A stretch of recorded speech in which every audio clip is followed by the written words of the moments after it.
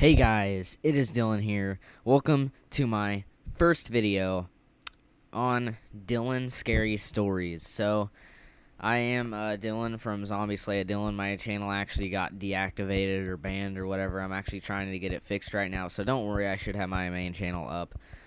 I'm still going to be posting once a week on this channel. It's just going to be scary content for you guys. I'm going to be reading off some scary stories I saw on Reddit.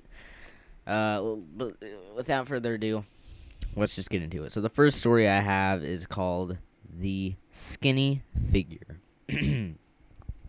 So I woke up at about 2 a.m. Christmas morning to see if my presents were under the tree. I got up and the first time I did nothing was there. I got up and the first time I did nothing was there. I played around and shook the gifts to guess what they were, and then I went back to my room after a little while. Then I got back up. I don't know what time, but probably 3 or 4. Midway down the hall, I stopped to see a very skinny, medium-sized creature standing in front of the hall entrance. It looked like as if it hadn't eaten in months. It was standing very still on one foot, and I ran back into my room and hid under my covers. Okay, so that was the first scary story called The Skinny Figure. It was actually found on the Reddit page called r/chillsnarrator. I found these on some scary Reddit pages, so I'm just reading them off as I go.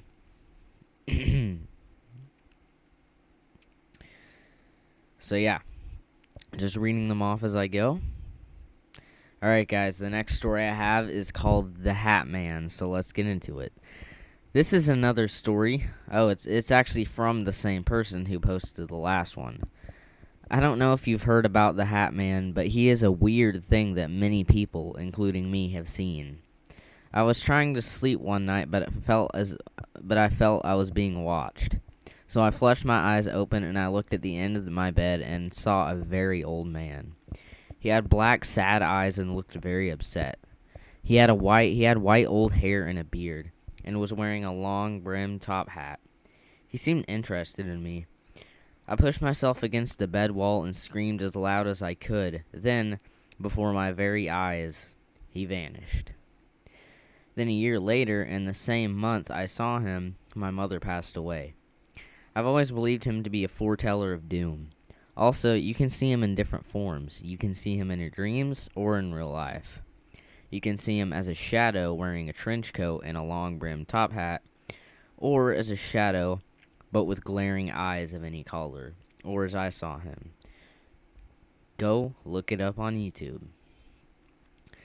So yeah, guys, that is the Hat Man. I've actually heard a lot about him, so if you guys just want to go look him up, it would be greatly appreciated. So I'm going to just look at the next story.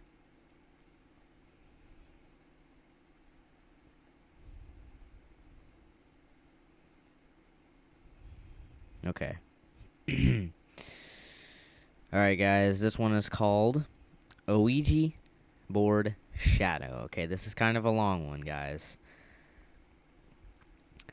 I've never really been a believer in the whole paranormal business per se. And that being said, I thought every story was faked. I would always try to come up with my own explanation for video or picture evidence. However, an event featuring an Ouija board at my friend's house changed that. I was over at my friend's house about a week ago, and her little sister was there also. We'll call them Melissa and Katie for privacy's sake. Katie is big into the TV show Supernatural and all things demonic and paranormal. She's far younger than we are, as she is still in middle school and we are halfway through high school, so I chalked it up to childhood deception, as I also became infatuated with strange things at a young age, dark humor, etc. We were playing Splatoon when Katie suggested we get out the Ouija board. I rolled my eyes and asked her why she had it, and Melissa said that Santa had brought it about a year ago. I decided to indulge Katie a bit, as she's very kind-hearted, and said we may as well. Katie left the room and brought back a Ouija board box. It was unbelievably clean and underused, and the plain letters spelling out Ouija Mystifying Oracle on the top creeped me out a bit. Nonetheless, Melissa and I went downstairs to get some candles and a lighter. We set up the Ouija board on the floor of a Harry Potter themed room and we messed around a bit, doing everything wrong. We bombarded the board with questions and didn't have a set, medium, or recorder. After about 45 minutes and no results, I finally suggested that we look up how to properly use an Ouija board, as well as the rules speculating safety regarding the board. I was the medium for the first few rounds, and the first thing I said upon placing my fingers on the planchette with Melissa was, "If there is any spirit, please give us a sign of some sort." Big mistake. Apparently, when you use an Ouija board, you're supposed to ask the spirit to move the planchette, or at least not ask for a physical sign. I didn't know that at the time. The candle's flames were going absolutely crazy, and a cold spot was very apparent right next to them. It was one of those big candles in a glass casing with 3 individual wicks forming a sort of triangle. The two wicks closest to the cold spot were blowing completely sideways, and the third farthest from it was perfectly still aside from flickering every now and then. This could have been explained by vents, which was my first thought. But then I remembered the room we were in had no vents, on the floor or in the walls. The only vent was on the ceiling on the other side of the room.